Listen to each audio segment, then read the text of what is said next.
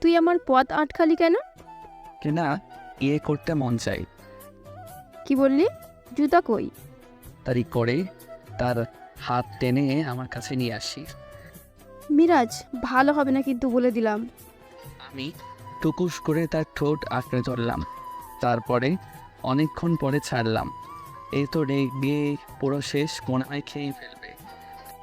তুই আমাকে কিস করেছিস? আমি ওর গলায় হাত দিয়ে চেপে ধরলাম। ওরে বাবা, ও মিরাজ, পালা পালা এখান থেকে।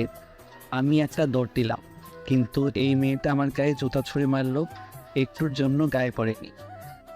তুই আমাকে কিস করেছিস না? এটা নিয়ে অনেক কিছু হবে, মনে রাখিস।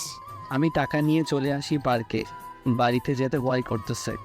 আজ যদি যাই, মনে হয় ও আমাকে খেয়েই ফেলবে, এমনকি আমাদের বাড়ি থেকে বেরও করে দিতে পারে। টাকার জন্য মেয়েটাকে শেষ করে দিলাম। সময় আমাকে বকা দেওয়ার ঠিক কাজই করছি, আর সাথে টাকাও পেলাম।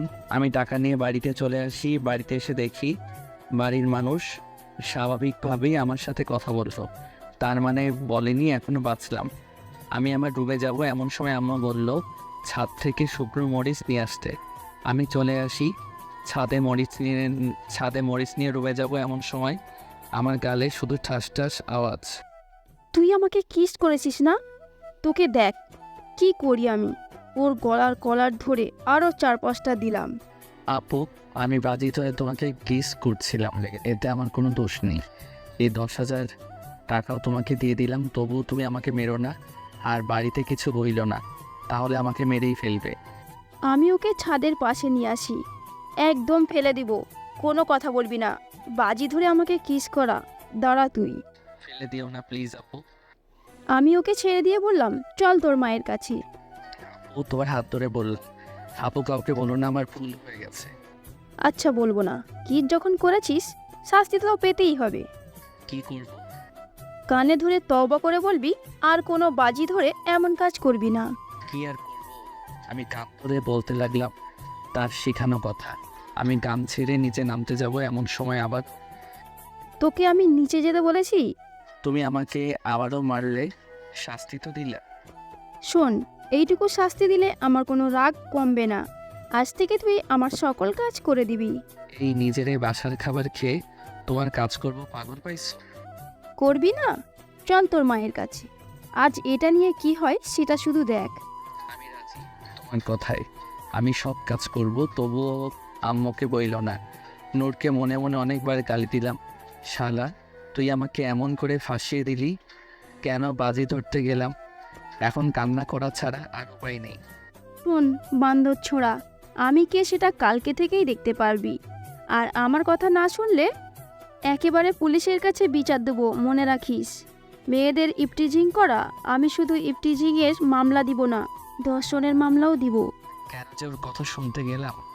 আমি তোমার সব কাজই করে দিব, তবুও এমন মামলা দিও না প্লিজ। ঠিক আছে শোন, সকালবেলা উঠে ছাদে এসে আমার ফুল গাছে পানি দিবি, মাঝে মাঝে আমার জামা কাপড় শুকাতে দিবি, আমাকে শপিং করতে নিয়ে যাবি।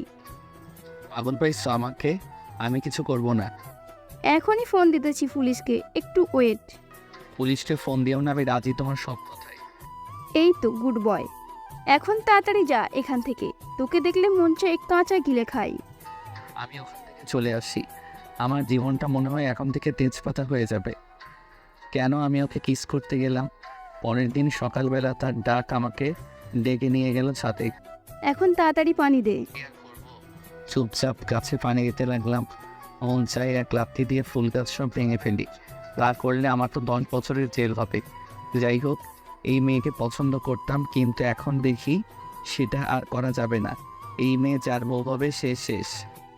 এই শোন, আমার রুমে চল, ওখান থেকে আমার জামা কাপড়গুলো নিয়ে আসবি, তারপর সুন্দর করে শুকোতে দিবি।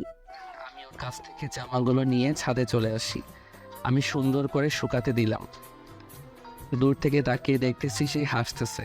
মন চাই দাঁতগুলো একবারে ভেঙে ফেলি। আমাকে মনে হয় চাকর বানিয়ে ছাড়বে।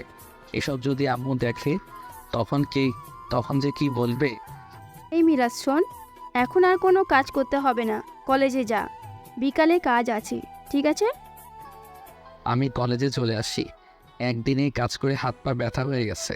মনে হয় সারা জীবনই এই মেয়ের সব কাজ করতে হবে। বিকেলবেলা আমাকে ঘুম থেকে উঠে শপিংয়ে নিয়ে গেছে, আমাকে এখানে নিয়ে আসলে কেন? বারে, শপিং ব্যাগগুলো টানতে হবে না? আমি কি এখন আর টানবো? এখন থেকে তো তুই টানবি। আমি মনে হয় শেষ। সে একে একে অনেকগুলো শপিং করলো আর সব ব্যাগ আমাকে দিয়েছে। আবার গেল ঘড়ির দোকানে, এখানে যাইয়া একটা ঘড়ি কিনলো। তবে আমার একটা ঘড়ি পছন্দ হলো, তবে কিছু বললাম না। এটা পছন্দ হয়েছে, নিলে নিতে পারিস। আমাদের বাড়ির এত কাজ করিস, এটা তো দিতেই পারি। এই যে আমার কিছু লাগবে না, তুই সবার সামনে আবারও আমাকে অপমান করলা। আমি নিতে চাইছিলাম না, তবুও সে কিনে দিল। আমি আর সে কিছু খেয়ে রওনা দিলাম বাড়ির দিকে। কি যে চোখ, তার এত মায়া, মনে হয় এখনই হারিয়ে যাই তার চোখের ভিতরে। কিন্তু চোখের দিকে তাকানো যাবে না, যদি প্রেমে পড়ে যাই তাহলে তো মহা বিপদ। সিনথিয়াও আমার দিকে তাকিয়ে আছে। আমি চলে আসি বাড়িতে। এখন পরিচয় দেওয়ার পালা। আমি হলাম মিরাজ, অনার্সে পড়েছি। আর যে আমাকে এত কাজ করে সে হলো সিনথিয়া। আমরা ওদের বাড়িতে ভাড়া থাকি। কীভাবে ফেসে গেছি তা তো নিজ চোখে দেখছেন আপনারা। তাকে আমি লাইক করতাম যেদিন প্রথম দেখছিলাম, তবে থেকে এখন আর প্রেম করা মনে হয় আর হলো না। যে বিপদে পড়ছি বাঁচতে পারলে হয়। দেখতে দেখতে আরও কিছুদিন কেটে গেল।